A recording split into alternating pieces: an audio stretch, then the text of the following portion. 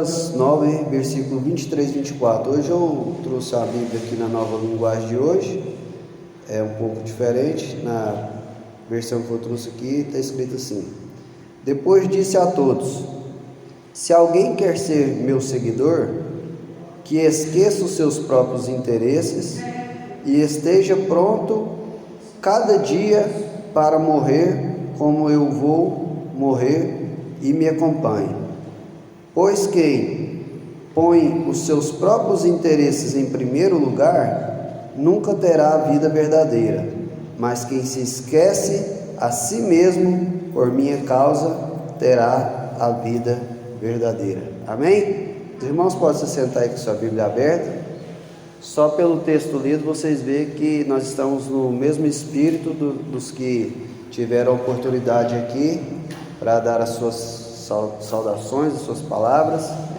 E nós estamos aqui hoje para cultuar a Deus com a proposta de ministrar uma palavra voltada ao tema: é tempo de viver o chamado. É tempo de viver o chamado. Antes de entrar no texto sobre que nós lemos aqui, eu quero falar um pouquinho sobre tempo. O tempo é algo que, se a gente for fazer uma análise mais profunda, é algo valiosíssimo, muito valioso.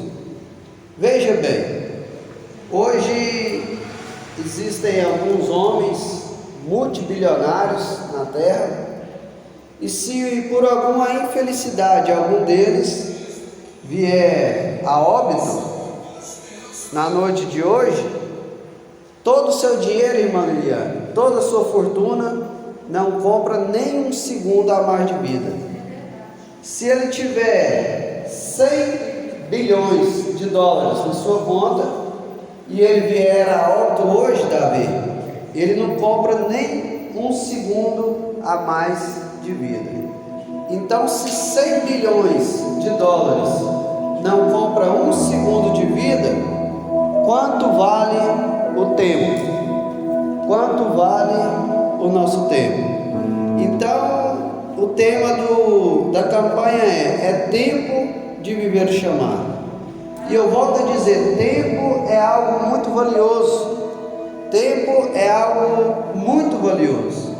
Outra questão sobre o tempo é que ninguém aqui, irmã Helena, sabe quanto tempo tem de vida. Eu lembro, eu tinha 12 anos e era um dia 9 de novembro, o ano 1999. E eu estava brincando com meu pai, era aniversário dele, e aí a gente acordou e foi lá naquela curva do Bougainville, tinha um corguinho lá perto, a gente foi lá no corgo, tomou banho, fez comida ali, divertiu, brincou de luta, passou um dia intenso ali, junto ali, divertindo. E depois de tarde foi para a casa que estava morando, onde é minha casa hoje, que era só um barraquinho. Conversamos, brincamos lá. E aí nesse dia lá ele falou assim: agora o papai vai descansar, que o papai arrumou um serviço e amanhã o papai vai começar a trabalhar. Isso era no domingo. Na segunda-feira, com menos de uma hora que ele estava trabalhando, ele foi atropelado e perdeu sua vida. Eu não sabia que aquele era meu último dia com ele. Eu não sabia que aquele seria meus últimos momentos com ele. Eu não sabia que aquele seria meu último abraço, meu último sorriso junto com ele. Então, tempo, irmãos, é algo valioso demais. E tempo é algo que nós não sabemos quanto tempo temos. Todos nós já perdemos alguém que amamos. Todos nós já demos o último abraço sem saber que era o último abraço, o último beijo sem saber que era o último beijo. E pior, muitas vezes a pessoa deixa alguém querido ir embora, brigado com essa pessoa, de mal dessa pessoa. Aquilo que faz o coração de quem ficou ser ainda mais estraçalhado. Então é tempo de viver o chamado. Então nós temos que começar aqui entendendo o seguinte: tempo é algo muito valioso. E tempo é algo que nós não sabemos qual será o nosso último suspiro. Em fração de segundos alguém pode partir para a eternidade. Eu lembro daquele texto da Bíblia que aquele homem fez uma colheita muito grande. E em vez dele pensar o seguinte: eu já tenho muito aqui para mim, eu vou aproveitar aqui o que sobrou e vou repartir com quem não tem. Mas ele não teve essa atitude. Ele disse o seguinte: eu vou derrubar os meus celeiros e vou fazer celeiros maiores. E assim ele fez. E quando ele tinha muita coisa ali, irmã Liliane, ele pensou o seguinte: agora, alma, é só comer, beber e regalar. E ali Deus diz o seguinte: louco, essa noite pedirão a tua alma. O que tens feito? Para quem será?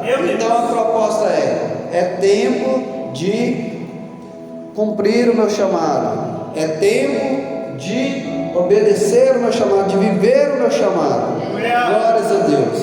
Então, já entrando aqui no texto, eu quero dizer uma questão muito importante sobre o chamado. O chamado não é imposto, o chamado é proposto. Olha o que Jesus diz: quem quiser vir após mim. Se Deus quisesse, Ele fazia com que todos servissem Ele de forma imposta. Mas o Evangelho não é imposto, o Evangelho é proposto. Quem quiser. Quem quiser.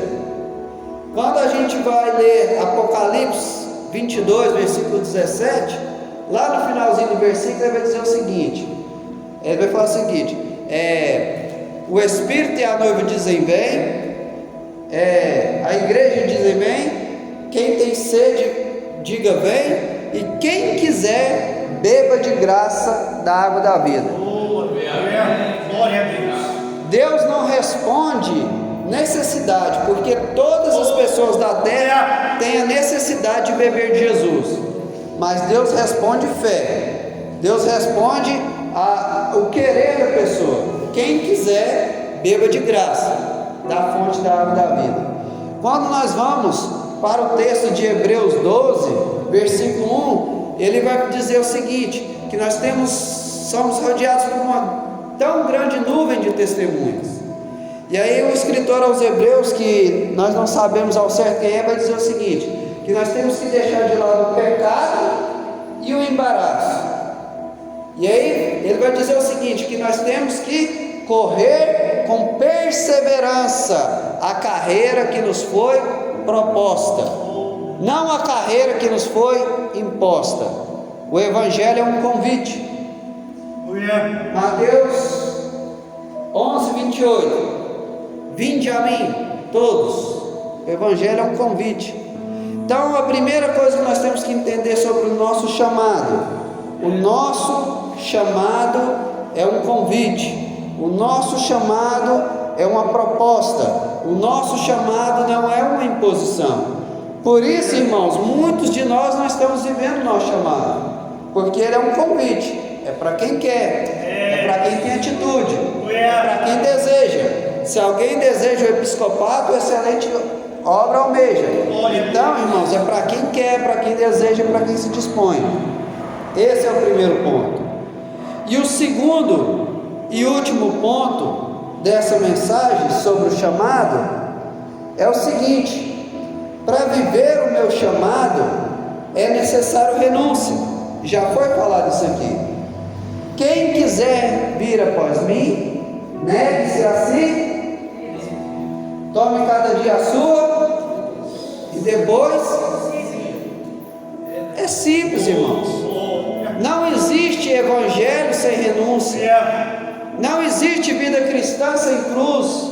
Não existe alguém falar assim: eu sou servo de Deus, se ele não renunciar a algo. A nossa carne sempre vai querer o que não presta. Por isso é necessário renunciar. Quem quer viver o chamado, irmãos, tem que renunciar. A teologia vai ensinar que quando um assunto é repetido na Bíblia várias vezes, é porque Deus quis dar ênfase nesse assunto, para que nós possamos, para que possa ser facilitado a nossa compreensão e consequentemente para que possa ser mais fácil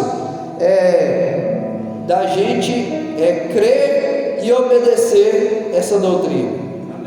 E a doutrina que junto com o chamado vem a renúncia, ela é muito ampla na vida, Daniel, muito ampla na Bíblia. Quando você vai para Gênesis capítulo 12, a partir do versículo 1, você vai ver o chamado de Abrão, que se tornou Abraão. Deus vai dizer para ele: sai da tua terra. Para ele viver o chamado, irmã Helena, ele começou já a ter que renunciar à sua terra. Pensa para você ver, Daniel, a maioria de nós queria ter uma chacrinha, queria ter uma terrinha, queria ter um terreno. Aí o chamado já começa: abandona a sua terra. Quando você vai ler o texto mais profundamente, você vai ver que ele era dono de muitas posses. Deus começa falando para ele: quer cumprir o chamado? Sai da tua terra. Aí, irmã Helena, ele continua: do meio da tua parentela. Meu Deus. Sabe aquele vovô, sabe aquele tio, sabe aquele primo, sabe, né, seus primos que você criou junto, toda a sua família, sai, larga tudo. Aí é difícil, é complicado, mas ele tinha que escolher: ou ficar com a terra e com a parentela e ser um chamado, ou obedecer o chamado e abrir mão da terra e da tua parentela. Mas não para por aí. Ele fala assim: da casa de teu pai. Eu disse aqui que eu perdi meu pai, tinha 12 anos. Mas para quem tem um relacionamento saudável com pai e mãe, irmão, você sabe que não é fácil. Para quem tem um pai e uma mãe que ama, que cuida, sabe que não é fácil. Mas para viver o chamado, se a pessoa entender que é tempo de viver o chamado, a primeira coisa que ela tem que entender é o seguinte: é necessário largar algumas coisas para trás. Só que tudo que Deus nos pede, Ele nos pede com a intenção de nos dar algo melhor. Abraão foi chamado na Bíblia de amigo de Deus.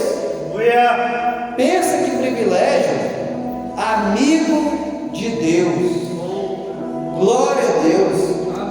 Muitas pessoas enchem o peito para dizer: eu sou amigo do prefeito, eu sou amigo do vereador, eu sou amigo do pastor presidente, eu sou amigo de fulano e fulano. Mas Abraão era amigo de Deus. Não somente isso, Abraão é conhecido como o pai da fé. Pensa, pai da fé. Pai, a Bíblia diz o seguinte: a sua descendência vai ser como a areia da terra, ou seja, descendência carnal, o povo judeu. E a sua descendência vai ser como as estrelas do céu, descendência espiritual, a igreja. E eu achei muito lindo aqui o texto que a irmã Liliane leu sobre essa chamada de Abraão: se tu uma bênção, tu serás uma bênção. Meus irmãos, muitas pessoas ficam desesperados correndo atrás de bênção.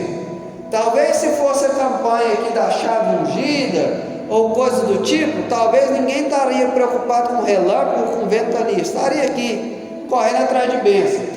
Mas a proposta do Evangelho é o seguinte: junto com o teu chamado, se tu uma bênção. Aleluia.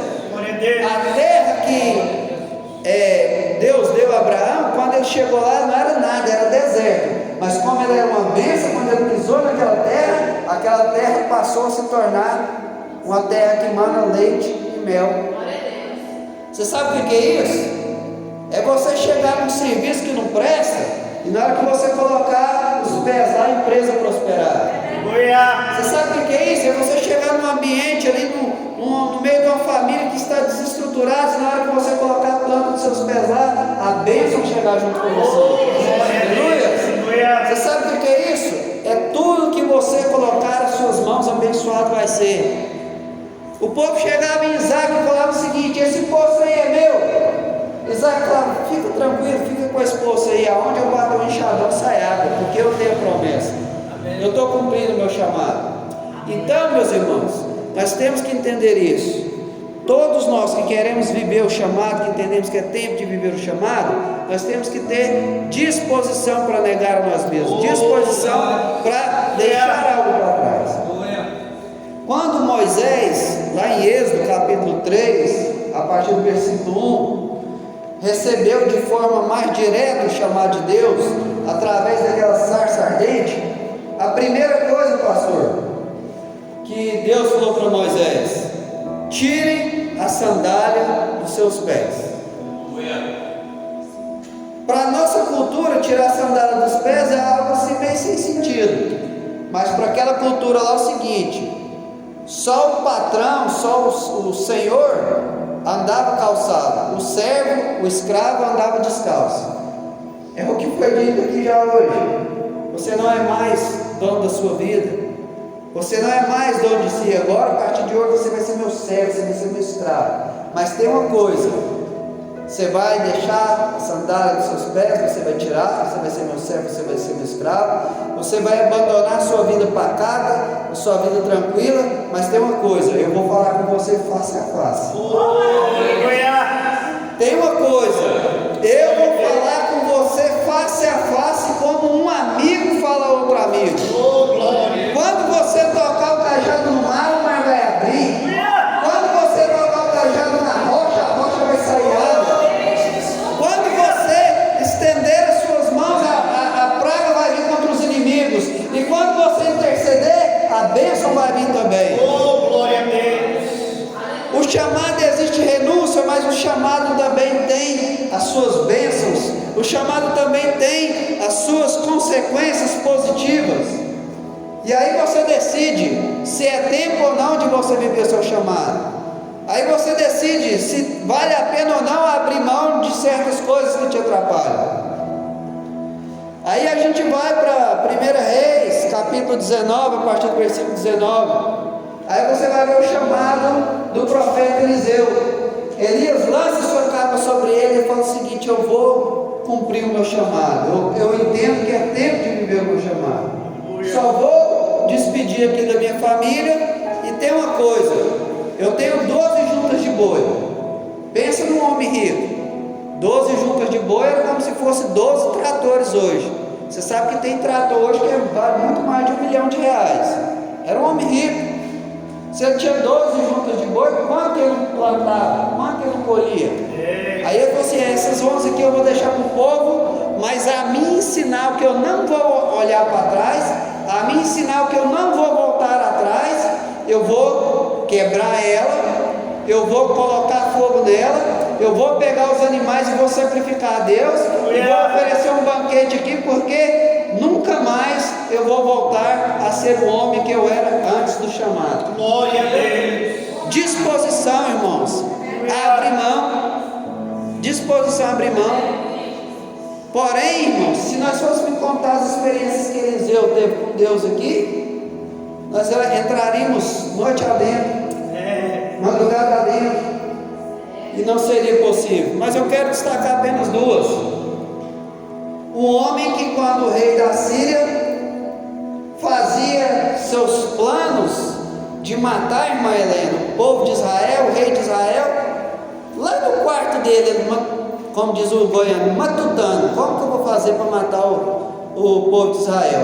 Ele planejava tudinho, e aí na hora que ele chegava lá, não acontecia do jeito que ele queria, porque Deus revelava lá em Israel para Eliseu. E Eliseu falava assim para o rei: guarda de passar ali e assim, porque o rei da Síria está tentando mal. Meus irmãos, vale a pena abrir mão das coisas dessa terra para viver experiências incríveis. Pensa uma coisa dessa, uma pessoa lá escondida planejando mal, e aí lá do outro lado Deus revelando para ele.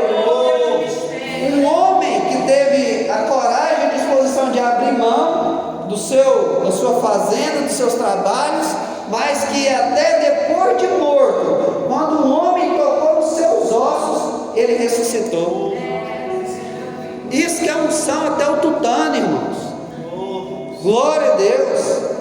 Aí a gente vai para Lucas 5, do versículo 1 a 11, o chamado de Pedro, Tiago e João, que eram pescadores. Pescou a noite inteira, não pegou nada, lavando as redes ali triste. Jesus pede para entrar no barco, retira a uma distância para Jesus pregar. Quem foi na praia sabe que geralmente o vento vem do rumo do mar para a praia. Jesus não tinha microfone como esse, não tinha um som bom como esse, usou ali os recursos que ele tinha para a voz dele alcançar a multidão. Jesus prega um discurso, faz uma pregação e depois fala para Pedro: vai lá e joga suas redes de novo. Pedro fala o seguinte: eu pesquei a noite inteira e não peguei nada, sobre a tua palavra eu vou lançar. E sobre a palavra de Deus ele lançou, e ele fez a melhor pesca da sua vida, junto com os seus companheiros. Agora vamos raciocinar: se eles eram pescadores, se eles viviam da pesca, e eles fizeram a melhor pesca da sua vida, vamos aplicar para o dia de hoje. Eles estavam no auge, a empresa deles estava no auge do sucesso, Daniel.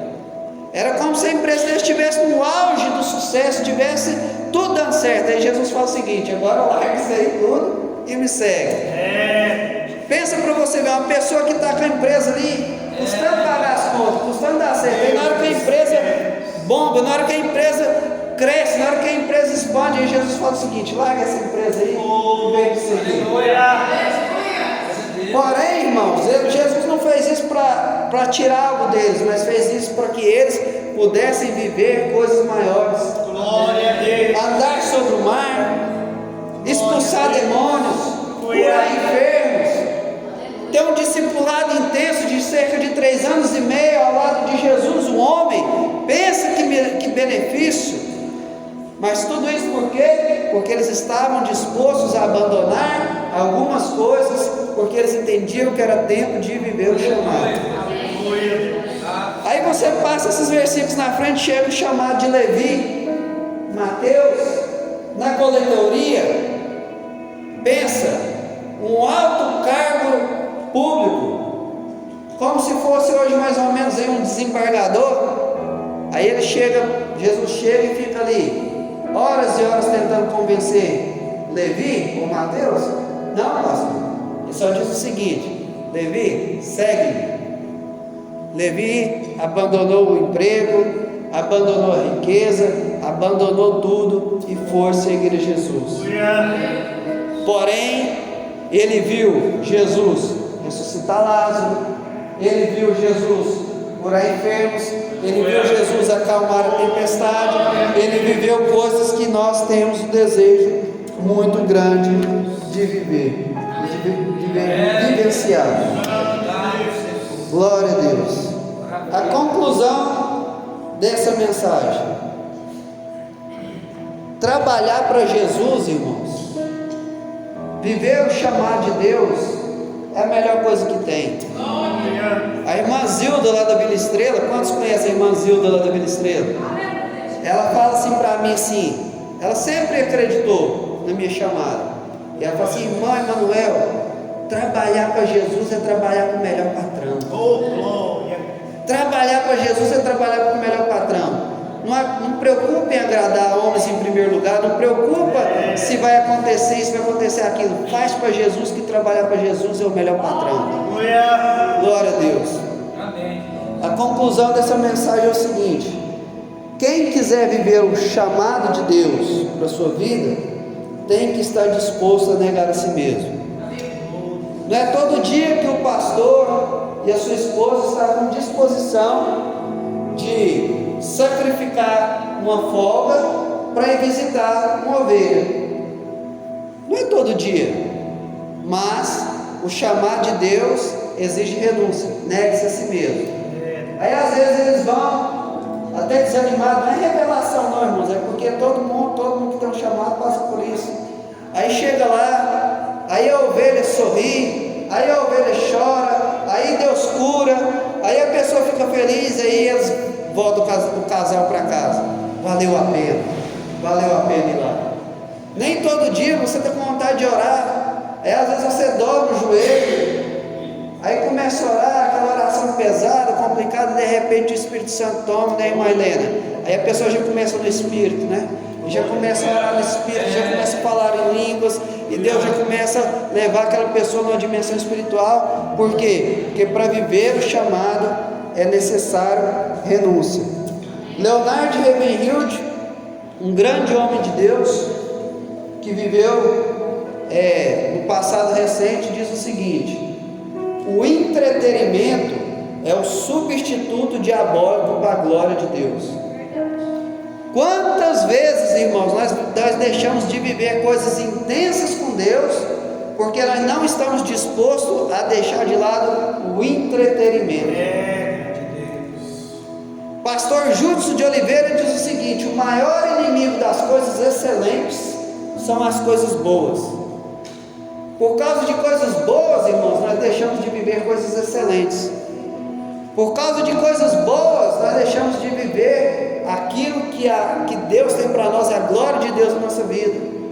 É bom assistir uma boa série na Netflix? É bom. É bom navegar nas redes sociais? É bom. É bom praticar um esporte? É bom. Mas melhor ainda é viver o chamado.